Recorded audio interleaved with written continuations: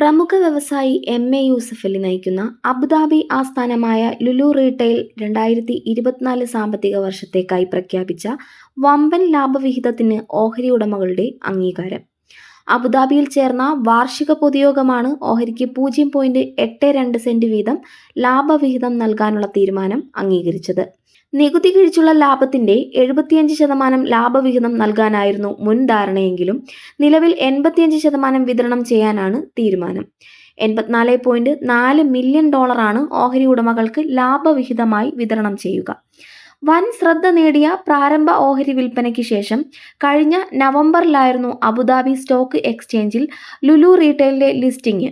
തുടർന്ന് കഴിഞ്ഞ ഫെബ്രുവരിയിൽ ലിസ്റ്റിംഗിന് ശേഷമുള്ള ആദ്യ പ്രവർത്തന ഫലവും ലാഭവിഹിതവും ലുലു പ്രഖ്യാപിച്ചു.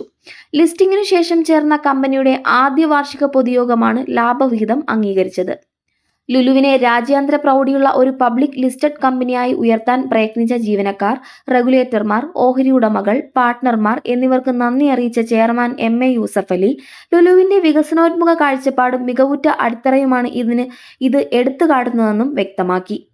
2024 സാമ്പത്തിക വർഷത്തിൽ 12.4% ലാഭവളർച്ചയാണ് ലുലു റീട്ടെയിൽ നേടിയത്. മുൻ വർഷത്തെ $221.7 മില്യൺ നിന്ന് $249.2 മില്യൺ ആയാണ് വർധന. സജീവ പ്രവർത്തനങ്ങളിൽ നിന്നുള്ള ലാഭം 12.6% മുന്നേറി $216.28 മില്യൺ, വരുമാനം 4.7% വർദ്ധിച്ച് $762 കോടി ആയി. നികുതി, പലിശ തുടങ്ങിയ ബാധ്യതകൾക്ക് മുമ്പുള്ള ലാഭം 4.4% ഉയർന്ന് $786.3 മില്യൺ എത്തി. പുതിയ സ്റ്റോറുകൾ തുറന്നതും UAEയും സൗദി അറേബ്യയും അടക്കം ഒട്ടുമിക്ക GCC രാഷ്ട്രങ്ങളിലും മികച്ച വിൽപ്പന നേട്ടം കൈവരിച്ചതും കഴിഞ്ഞ വർഷത്തെ ലാഭത്തിലും വരുമാനത്തിലും ശ്രദ്ധേയമായ വളർച്ചയ്ക്ക് വഴിയൊരുക്കി. 2024 പുതുതായി 21 സ്റ്റോറുകളാണ് കമ്പനി തുറന്നത്. അവസാന പാദമായ ഒക്ടോബർ-ഡിസംബറിൽ മാത്രം 9 പുതിയ സ്റ്റോറുകൾ ആരംഭിച്ചു. ഇതോടെ മൊത്തം സ്റ്റോറുകൾ 250 ആയി.